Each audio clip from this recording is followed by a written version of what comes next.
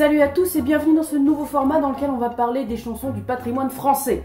Alors non, on ne parlera a priori pas de Tribal King ou de Johnny, mais de chansons tellement anciennes qu'on ne sait pas quand elles sont nées, ni où, ni comment. Ce qu'on peut dire de ces chansons, c'est qu'elles apparaissent en réaction à la poésie lyrique des troubadours et des trouvères, qui était quelque chose de très codifié et de très virtuose, mais c'est aussi une réaction aux chansons de geste, qui étaient des poèmes d'une extrême longueur, qui sont un peu l'ancêtre de l'heroic fantasy, qui racontent des romans chevaleresques complètement tarabiscotés et qui n'ont jamais existé. Là, on est sur quelque chose qui va être volontairement plus terre-à-terre, plus ancré dans le réel.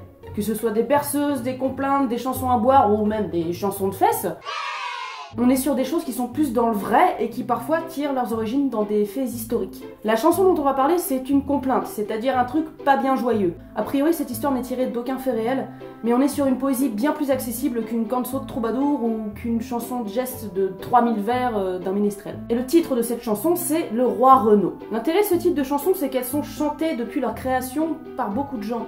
Et celle du Roi Renaud ne fait pas exception parce qu'on trouve même des enregistrements d'Edith Piaf et d'Yves Montand. Alors ça ne date pas non plus d'hier, je vous l'accorde, mais ça montre quand même que chaque époque a su s'approprier cette chanson. Aussi on la retrouve interprétée également par des ensembles de musique baroque comme le Poème Harmonique. D'ailleurs je vous conseille leur album Aux Marches du Palais, c'est un petit bijou. Musicalement on est sur des choses qui n'ont rien à voir. Montand fait du Montand et le Poème Harmonique fait du Poème Harmonique. L'un chante en français et l'autre en vieux français. Et niveau accompagnement, on passe de chez Montand à l'opulence des cuivres et des bois pour aller avec le Poème Harmonique vers un bourdon extrêmement pudique et simple.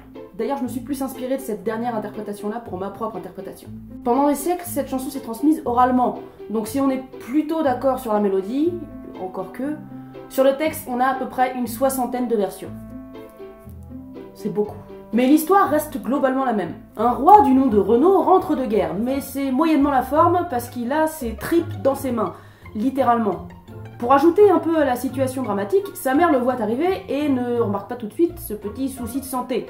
Alors elle lui annonce tout fièrement qu'il est papa et que c'est un fils, un héritier mâle. Je vous ai fait un petit dessin pour expliquer la situation. Alors de manière assez évidente, le roi est un peu dépité.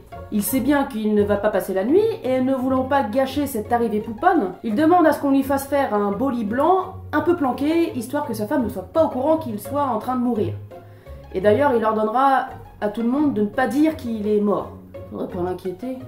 Bref, à minuit c'est chose faite et le roi est mort.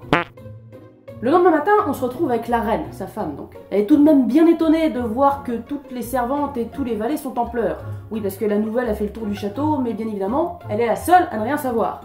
Elle demande donc à la mère ce qu'il se passe, mais comme la mère a promis de ne rien dire, elle invente des arguments un peu tarabiscotés. Ces arguments peuvent changer selon les versions, mais dans l'idée on a... Les valets, ils pleurent parce qu'ils ont noyé le plus beau des chevaux qu'on avait. Ok.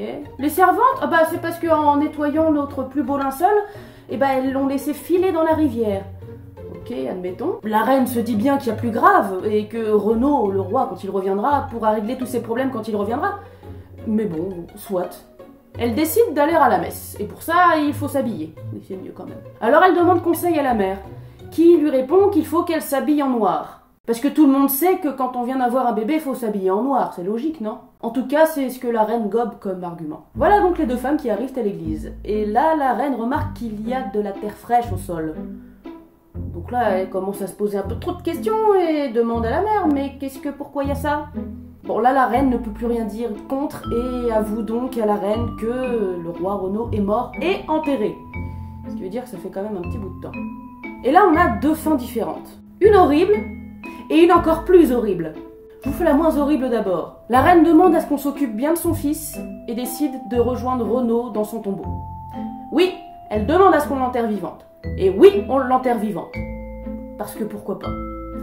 La deuxième fin alternative, elle ne demande pas à ce qu'on s'occupe bien de son fils et elle demande juste à ce qu'on lui fasse un peu plus de place dans le tombeau pour qu'elle aille, elle, rejoindre le roi avec son fils. Donc elle se fait enterrer vivante, avec son bébé, et à côté du roi qui est mort. Voilà.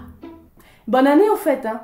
Voilà, bonne année, et moi je vais vous laisser avec la chanson, parce que là ça devient gênant.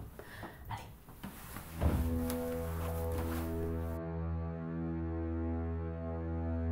Le roi Renaud de guerre vint, tenant ses tripes dans ses mains. Sa mère était sur le créneau, qui vit venir son fils Renaud. Renaud, Renaud, réjouis-toi, ta femme est accouchée d'un roi. Ni de ma femme, ni de mon fils, je ne saurais me réjouir. Allez ma mère, partez devant, faites-moi faire un beau lit blanc. Guère de temps n'y resterait, à la minuit trépasserait.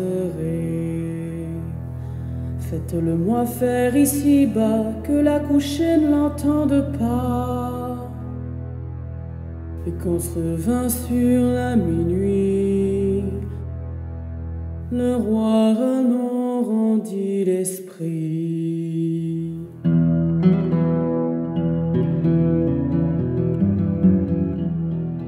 Mais dites-moi, mère, mamie, que pleurent nos vallées ici. Ma fille, en baignant nos chevaux, ont laissé noyer le plus beau. Mais pourquoi, mère, mamie, pour un cheval pleurer ainsi? Quand le roi Renaud reviendra, plus beau cheval ramènera. Et dites-moi, mère, mamie, que pleurent nos servantes ici? Ma fille, en lavant nos linceuls, ont laissé aller le plus neuf. Mais pourquoi, mère, mamie, pour un linceul pleurer ainsi? Quand le roi Renaud reviendra, plus beau linceul on brodera. Or quand ce fut pour relever, à la messe elle voulut aller. Et quand arriva le midi, elle voulut mettre ses habits. Mais dites-moi, mère, mamie, quel habit prendrais-je aujourd'hui? Prenez le vert, prenez le gris, prenez le noir pour mieux choisir. Mais dites-moi, mère, mamie, qu'est-ce que ce noir-là signifie? Femme qui relève d'enfant, le noir lui est bien plus séant. Quand elle fut dans l'église entrée, un cierge on lui a présenté. Aperçut en s'agenouillant la terre fraîche sous son banc. Mais dites-moi, mère, mamie, pourquoi la terre est rafraîchie? Ma fille, ne puis plus vous le cacher, Renaud est mort et enterré. Puisque le roi Renaud est mort, voici les clés de mon trésor. Prenez mes bagues et mes joyaux, prenez bien soin du fils Renaud.